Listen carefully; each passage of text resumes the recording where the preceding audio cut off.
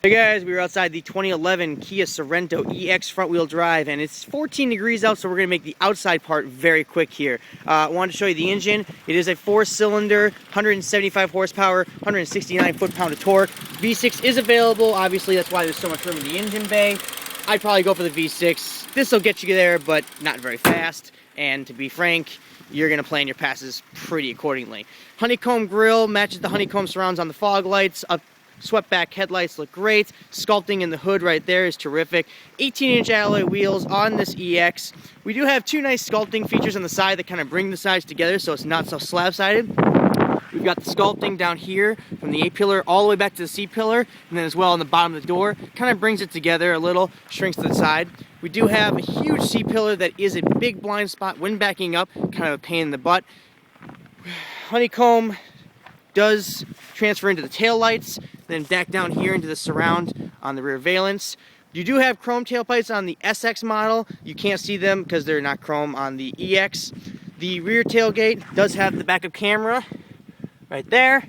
If you open the tailgate right here, load floor is flat. We do have two under storage bins right there, right there. 60/40 rear seats fold down. Sorry, it's kind of cold. And they don't fold flat, they kind of fold at a slight angle because of the rear seat and the design of that. We're going to get inside here because, frankly, it's cold. Alright, inside the Sorento is a nice cabin. Do have lots of hard plastic around the cabin, but it's grained nicely and looks good. Steering wheel is the new corporate steering wheel from Kia. Lots of buttons, but that means you can keep your hands on the steering wheel to do lots of functions. We do have cruise control on the right, radio functions on the left, voice and mute button down here, and then Bluetooth send and end right there. Nice red on or white on red gauges, easy to read, especially easy on the eyes at night. Dual climate control in this EX, and of course butt warmers. Thank goodness it's Minnesota, we love those. We do have an iPod cable right here, plugs in, then you have your pigtail right here. Automatic transmission, one choice. 6-speed with manual shift control. You'll never use it really.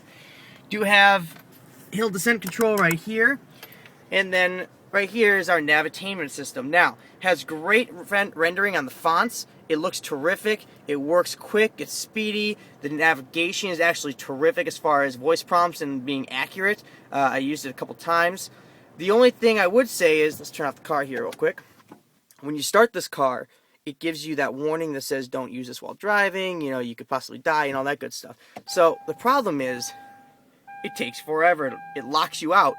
By the time I'm able to push enter, I'm halfway down the road. As you'll see here in a second. Now I can't hit enter yet. I have to keep reading this.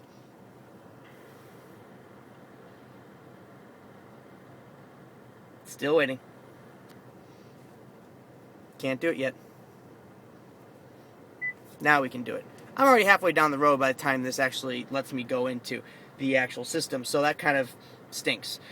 Wish that would speed up a little. I don't need to read it while I'm driving.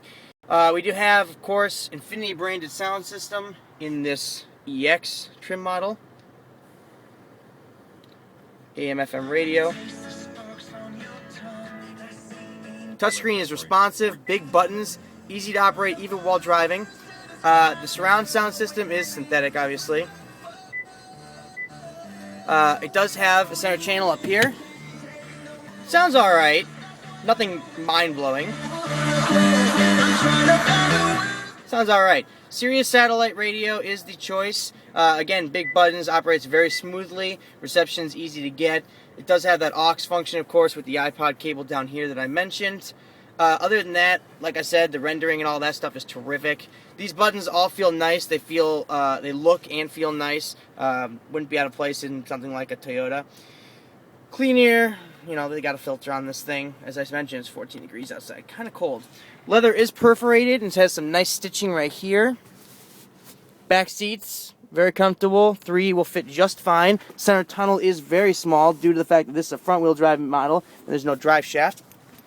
Cup holders abound. We have one here, one there, and then one at each of the rear doors, along with them here, and then the center armrest back there. These inlays are plastic. They look nice. I'm not going to write home about them. They're fine.